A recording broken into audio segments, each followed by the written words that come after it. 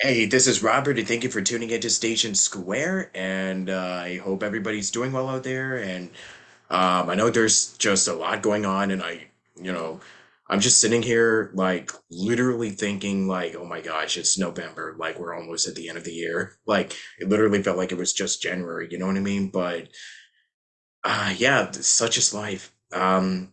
Speaking of time going by so fast, so will this interview, this episode apparently. So. We have uh, Nadia Marshall in the corner in my brain. So please forgive me, Oh, but you're fine. No thank you so worries. much for joining me for today. How are you doing? Absolutely. Well, first of all, thank you for having me on the podcast, and I'm doing well.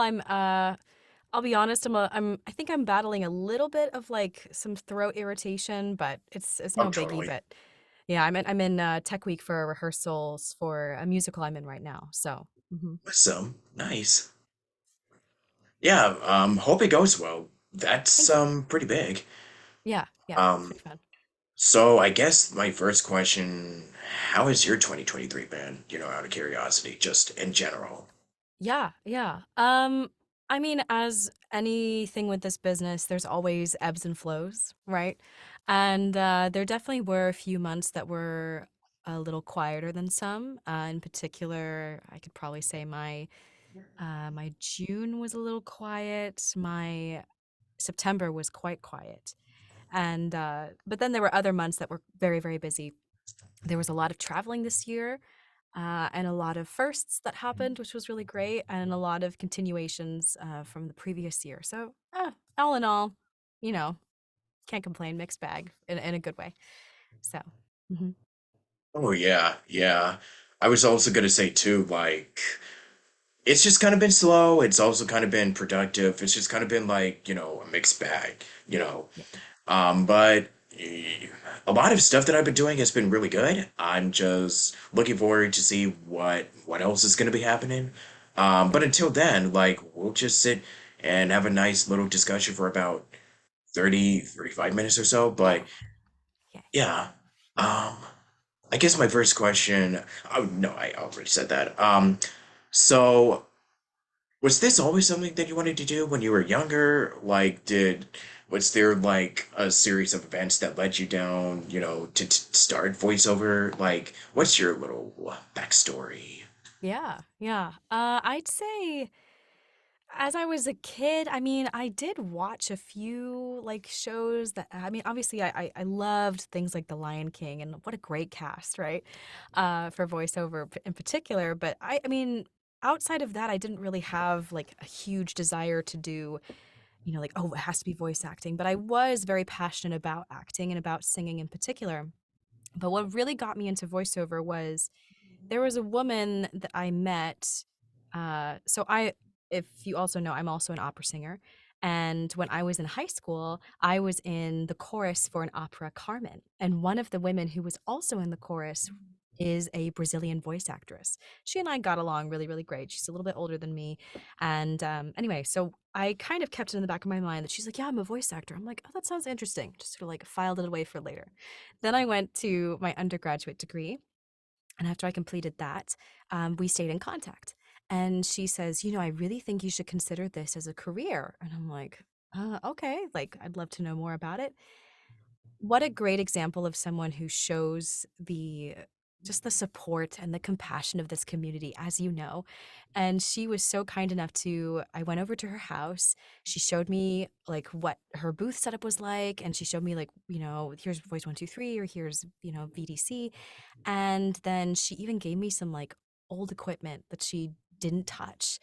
And so she was so kind enough to really get me to be like, yeah, let's do this. Let's start. So ultimately, it really came down to Sumaira and her generosity. So, mhm. Yeah, that's really nice. It's so good that, you have somebody there in your corner to lend you a hand when you get your start, because Yeah, I know that a common, saying is like, oh yeah, everybody wants each other to is we all want each other to succeed, and we're our biggest cheerleaders. We want to help out. So, you know, it's kind of like what comes around goes around, you know what I mean? Absolutely. Yes.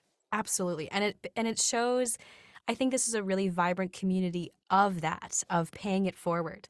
There are so many people in this community that want to help aspiring talent, new talent, fresh talent, and they want them to feel comfortable and be like, "Yes, if you have a question, ask me."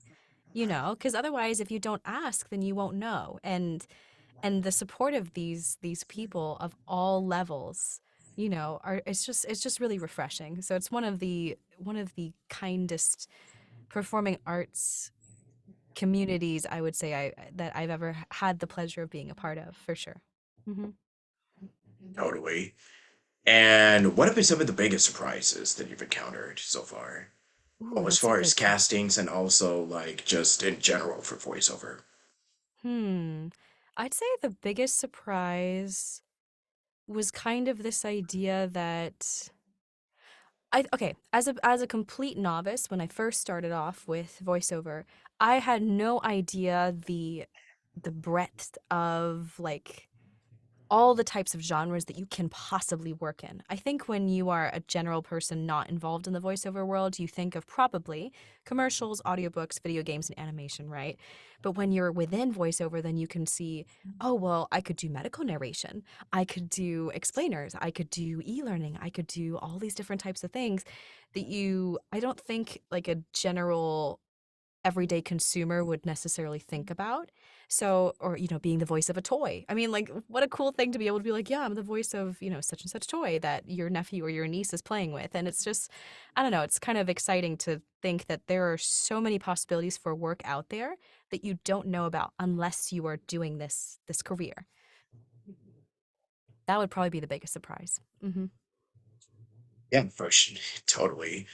Um, so with your training, doing musical theater and opera and, having all of that training under your utility, how much would you say that you were able to carry those when you made the transition into VO?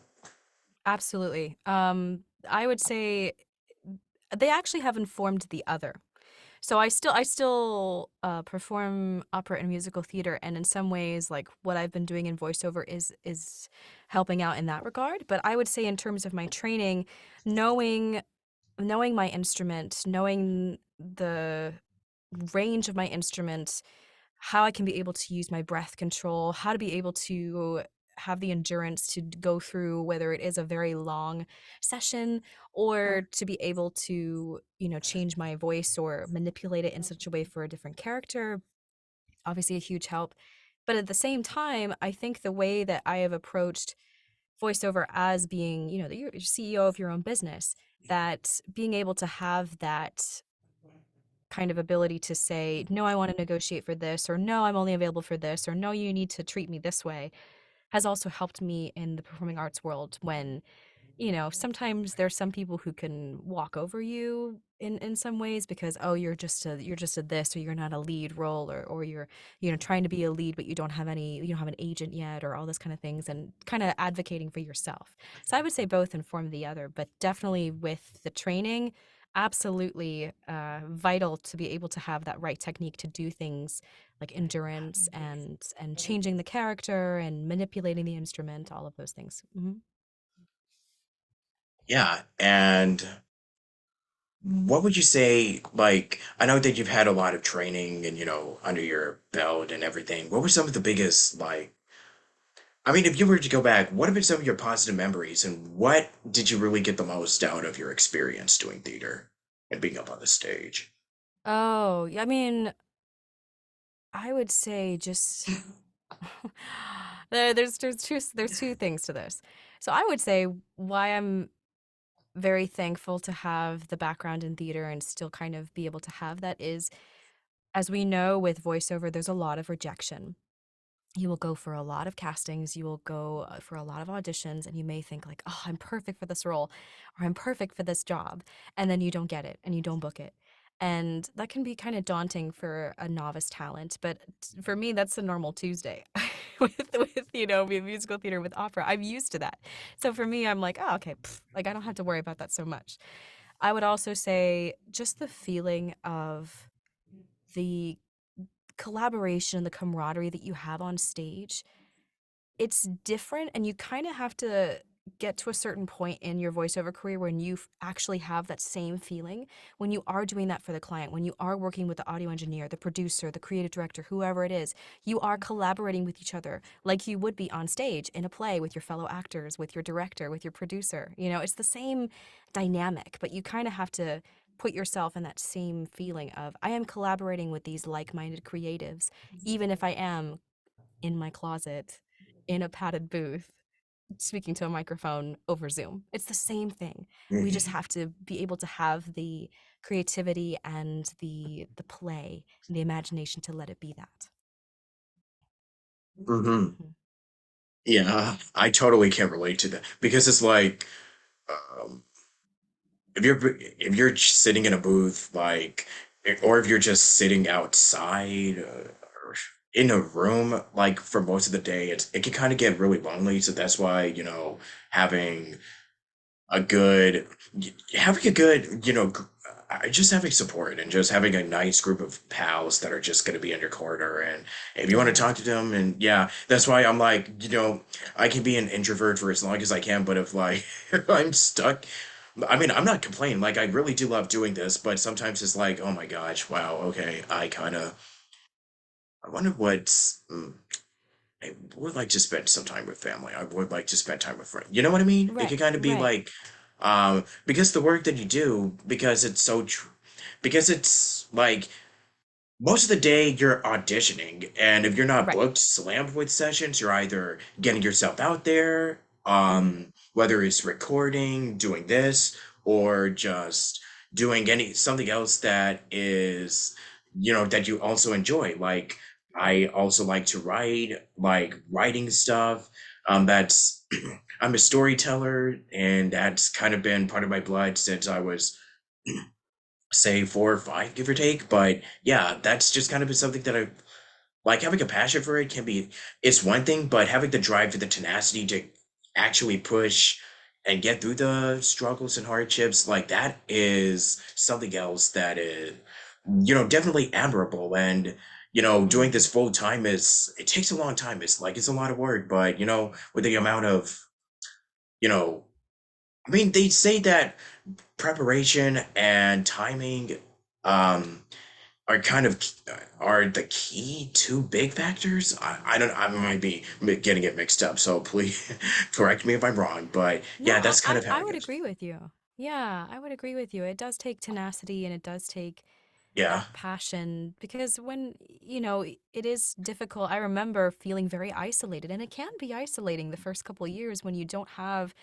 whether it is a local community or even if you're meeting with some people maybe like once a month over Zoom or some sort of accountability group, or having an online conference or an in-person conference, then you have these friends and then you look forward to seeing them, and it's kind of like, oh, yes, people, when I'm an extroverted introvert, but I definitely know when I'm like, okay, I'm feeling a little isolated in my booth. I need to like go out and see other humans, you know, I know, right? That's pretty much how I feel pretty much not every day, every but it's day. like, Yeah. yeah, okay, you can pretty much say every day. Oh my gosh. But for real though, I think I pretty much like it whenever we have these moments where it's just kind of like, if we've been, and it also comes down to like how long or how much you've been working, like sometimes it's good to, take some time outside and just refresh your mind. And then it's kind Hmm. of, yeah. So doing a little bit of self-care and can really go a long way. I just definitely recommend it to anybody who's been, if you kind of are feeling stuck, then Yeah. I mean, outside gets that vitamin D. It's pretty good. Oh, yes. I mean, you can't fill from Yeah, an empty cup, so you need to make sure exactly. that you're taking care of Yeah. yourself first. Yeah, absolutely. Hmm. Yeah. So, what is something that is kind of like, what is something, anything that you've been picking up, like alongside voiceover? Like, what is something that you also enjoy doing Like on in a terms of day-to-day a basis? hobby? I don't want to say hobby because it's kind of like we kind of work full time, so it's like, oh man, I don't really. But what is something else that you kind of also been picking up alongside, voiceover? Sure. So I mean, I do sing a little bit of opera and musical theater, but sometimes it's hard to get those kind of work consistently. But I will say, I did actually another big thing that happened this year was I created a course for voice actors to kind of get them more familiar with lead generation. So the specific sort of a niche in marketing to kind of be able to find the data and be able to reach out to clients if you do want to do direct marketing. So I did delve into creating a course. It was something that was on my mind last year and I finally, bit the bullet and did it this year. So that was kind of the newest thing I would say that I picked up alongside voiceover in conjunction with voiceover to be able to help people. I did speak about this at One Voice, which was really really wonderful. I love doing that, and now I'm doing a few meetups with different local like groups or organizations and offering my services as a coach of sorts in that particular niche of marketing. So that has been I'd say relatively new thing in conjunction with voiceover. You know, um, it's really good to juggle so many different hats, but how many can you juggle? Um, I mean, I'm just saying that because, like, we all like to juggle so many different stuff, but it's like, how much, there's got to be like, okay, so what is something that you're really good at, and how much time are you going to put into that, the thing that you also do? Part-time, full-time, it usually depends from person to person. You know what I mean? I mean, everybody's completely different. Like, if we were all the same, it would just be really, really, really boring. Yeah, for sure. Oh,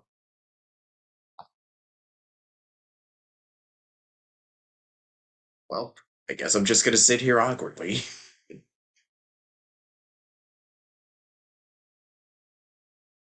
Stay tuned. Okay, I didn't realize that I was just talking to myself for Oh, it's fine. like That a that minute. was my bad. No problem. Yeah, no worries. Anyways, what I was saying is like, yeah, it's good to juggle something that is like, okay, how many like can you do all at once, like juggling so many different hats, and having the time to dedicate to train and, work on your, sorry, hair. But anyways, how much you're willing to train and work into, like how much time are you going to put into it, the efforts, the investments, and there's a Yes. lot that goes into this, a lot of investing, a lot of invest. Yes, financially and Oh my mentally, God. physically, you can say that again. Yeah. Yes, yeah, yeah. I mean, now it's especially tricky because of, This I mean, economy. especially, in LA, my God. But I could go on Yeah. about that. But I mean, this isn't like a podcast where I just talk about like, oh, okay, so let's talk about depressing stuff. Yeah, You know what I no, we mean? don't need that. No. Yeah. I just want to talk about like video games or like, I don't know, Hell yeah. whatever. But yeah, for video games, that's kind of been like, as you can see, I'm like that's something that's been a part of my life, for as far back as I can remember. Love that. Um, but let me see, for video games and stuff, what media? Like, I know you mentioned like The Lion King growing up, but what is something else that has been Mhm. like a huge, like a large influence in your life? Okay, so okay, we can go into video games. I Okay, sure, sure, sure. loved the Nancy Drew video games. I was such I loved those games. I played all of them religiously several times. One of my dreams is to be a voice on one of the games. That's definitely a dream of mine. And then all of the Harry Potter video games I loved. I would probably say those in particular. And I mean, a little bit of animated TV shows, not nearly as much, I'd say, but I mean, like, obviously Avatar: The Last Airbender and, like, things like that, obviously a great, great, great show. But I'd probably say Nancy Drew and the Harry Potter video games were, like, very, very, very pivotal in my childhood for sure. Mhm. Yeah, a lot of my personal favorites are kind of like, um they're usually like the classic, the go-to ones. Like Disney, of course, was a Yeah. large part of my life, and so I can also talk about like the old like Warner Brothers shorts. Mhm. Mhm. Let me see. And I was a Nickelodeon and Cartoon Network kid, so of course I was exposed to a lot of the shows that were airing at the time. Um, and I think Kids WB as well, and Toon Disney, those channels that have since, petered out, unfortunately. Saturday mornings, Womp womp. But yeah, but times are a change, and we gotta have to adapt to the changes. So, Mhm. um, but yeah, those are like a lot of my large influences. When it comes to the style of voiceover and just how the performances are, like creating a strong, believable character is also like something that's like really huge for me. So, what is your process of, I guess tapping into a character, if that's the right way to Ooh. put it? No, that's a great way to put it. That's a great way to put Yeah. it.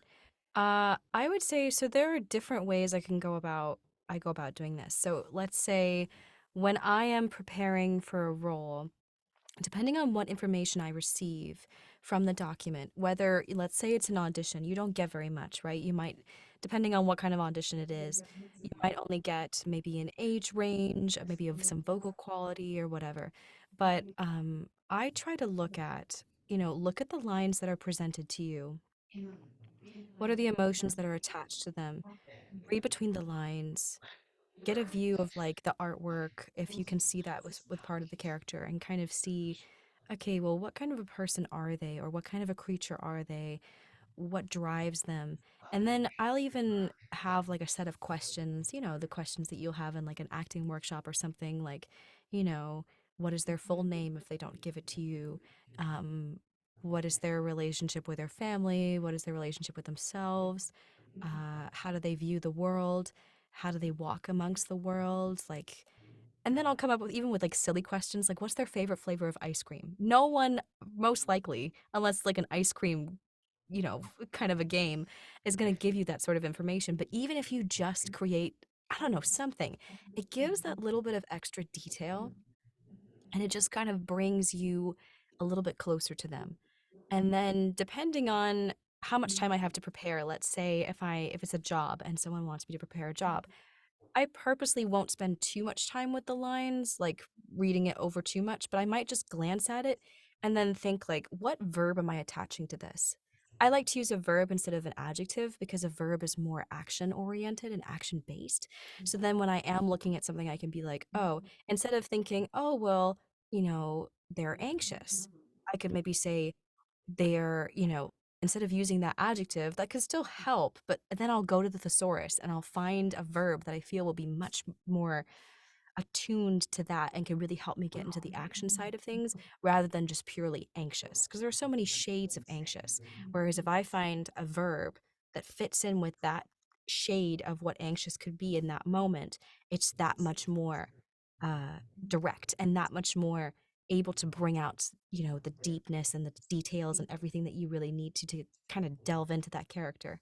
But it can be hard to do when you have an audition and you have a deadline, but if you have a job that you can prepare for, then you can take those extra steps.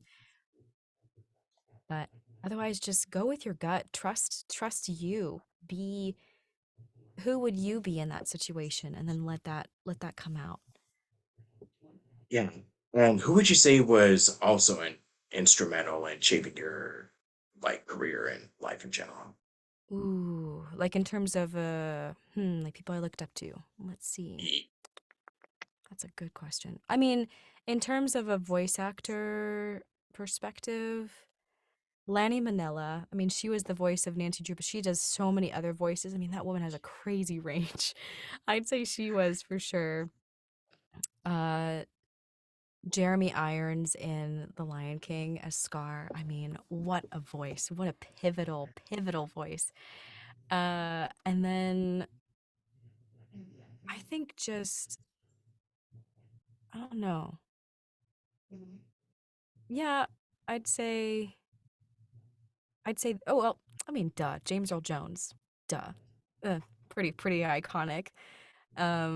And then yeah, I'd say those 3. And then in terms of like actors, like Dame Judi Dench, um yeah, I'd say like just the way that Dame Judi Dench like approaches Shakespeare, and she can make a pin drop the second she speaks, and it's just so fascinating to see her speak and to hear her process and how she goes into things, but yet she's very carefree at the same time. She's prepared, but yet she's like, I'm not going to worry about it, which I aim to have that as someone who overthinks. I aim to have that mindset to be able to be like, I'm prepared, but I can also just let it be and let it go and be in the moment, you know? So I'd say, yeah, those people for sure. Oh yeah, definitely. There's so many influences that I have, but for the sake of time, I'm just gonna say everyone. Yes. Every Um, single person. oh, totally. Um, and let me see. So, can you think back to any moment in your life where you're like, oh, wow, it could be like whether it's something that happened to you or it's something that's like without getting into too much. I don't know, but Too I don't know personal. Right, how right, right, personally. But what is something that happened where you're like, okay, I don't know if I want to continue doing this, but then something else happens and you're like, right. wow, okay, and it reignited that spark inside of you. Like this is why I remember why I love doing this. I have a few stories about that with singing, but we're not going to talk about that. We'll talk about voice acting. I mean, you can mention singing if you want. Well, okay, okay. Okay, so then I I'll mean, give just real I'll give quick, two yeah. stories. Real quick, real quick. So there was a story for singing long time ago, or long time ago I say. It wasn't that long ago. There was a moment I was in college, and I was in my second year of college, undergraduate degree, and I wanted to quit singing. I didn't think I had the chops for it. I was really stressed. I remember calling my dad very upset. He says, you know, go to the boxing gym. I also like I boxed during that time. So he's like, go to the boxing gym, just breathe, whatever, work out, go to sleep. We'll talk again tomorrow. Like give yourself 24 hours. Okay.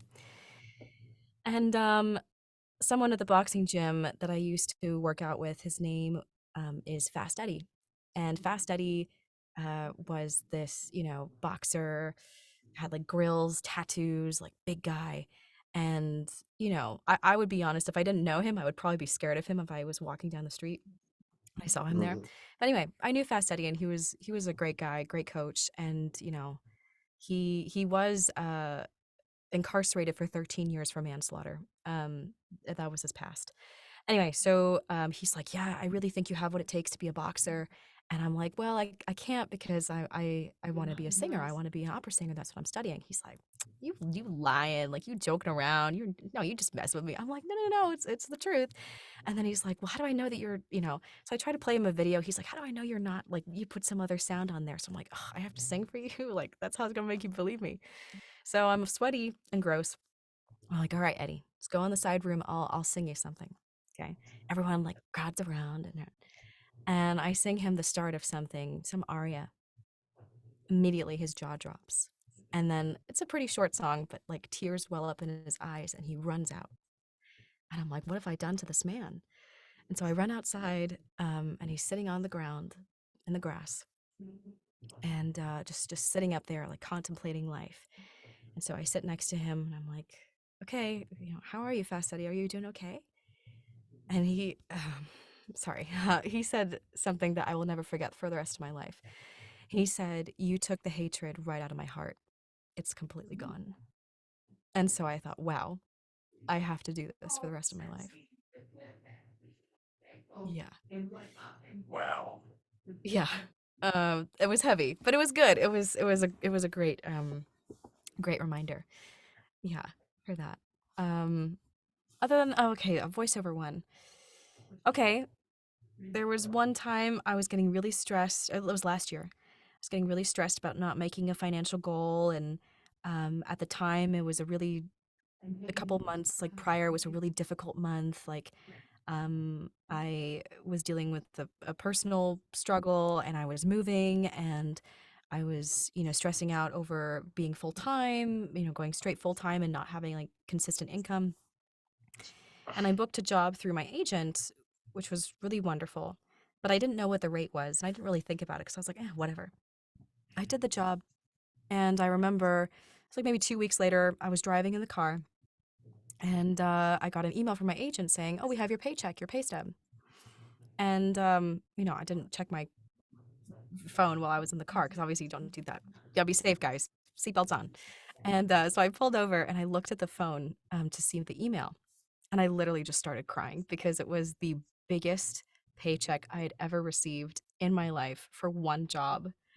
And I thought, wow, this can happen.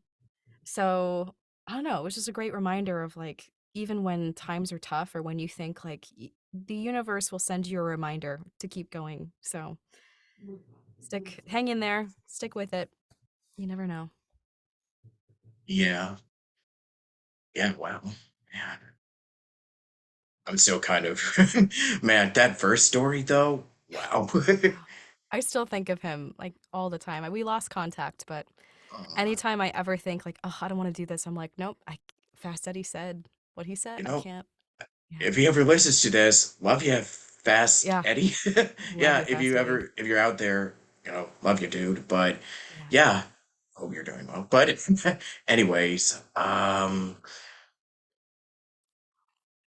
got a drawing blank here.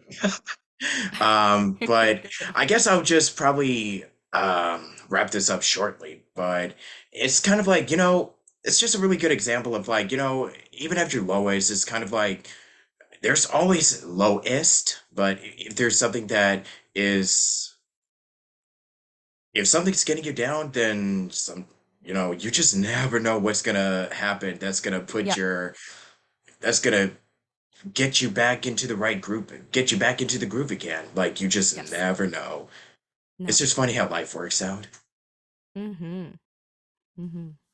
Yeah, It's and yeah, yeah, I yeah, mean that's all I'm saying. it's it's like a yeah, there's just you never know what's around the corner. This is already such a strange business anyway in the sense that it's not consistent, but at the same time, when you have those highs, they are so high, Yeah, and it makes you feel like thank God I didn't stop.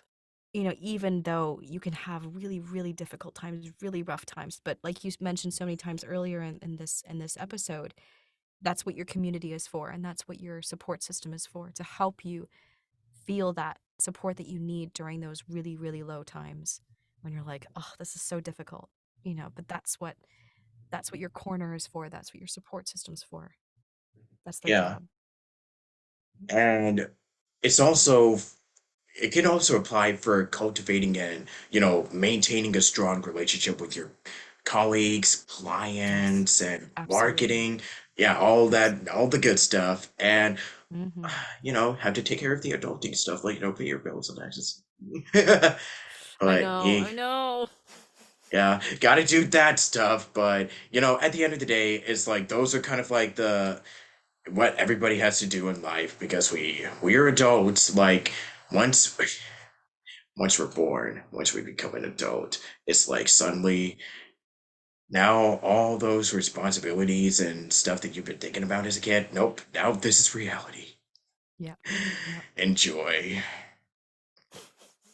Anyway, wow, I'm just really ending this on a downer, am I? No.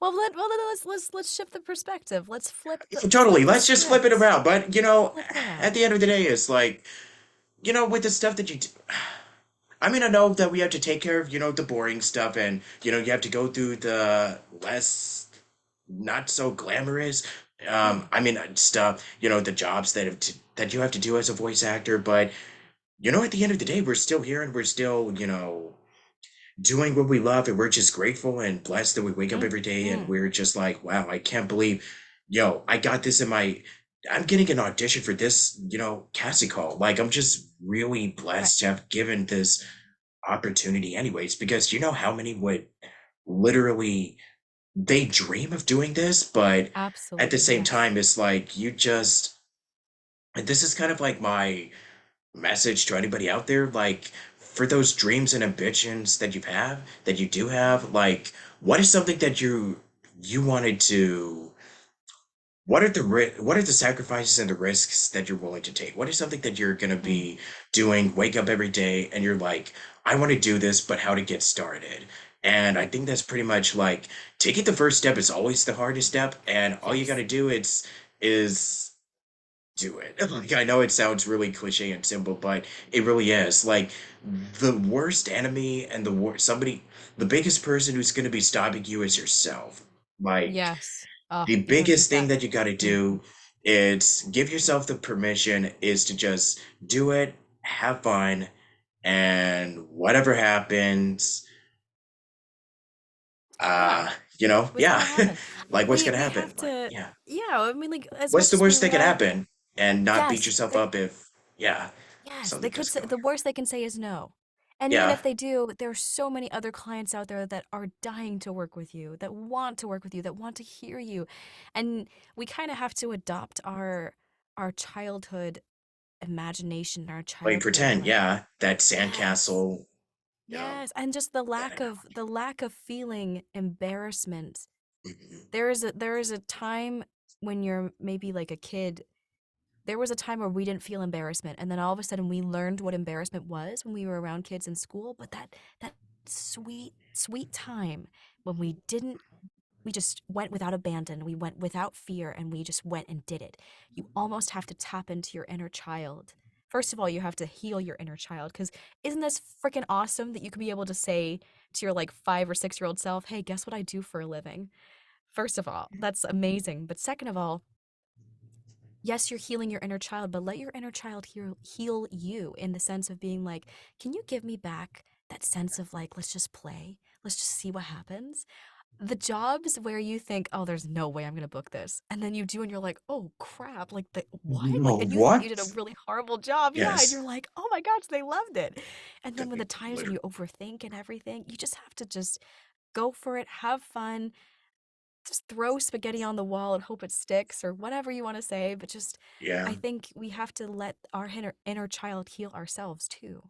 Let them give you a that. sense of purpose because it's there. That is what I'm gonna close this out on. Thank you so much for Yes. that. There we And go. where can people follow? Like, if they want to Sure. hire you and just wanted Oh, to chat yeah. with you. If you want to chat via social media, you can find me at Voices by Nadia. It's on all platforms. If you want to hire me, you can go to my website, www.voicesbynadia.com, and you can find my contact information there. So Perfect. And with that, awesome. thank you so much for watching, everybody. Like, this was so much fun. So thank you so much for that and Absolutely.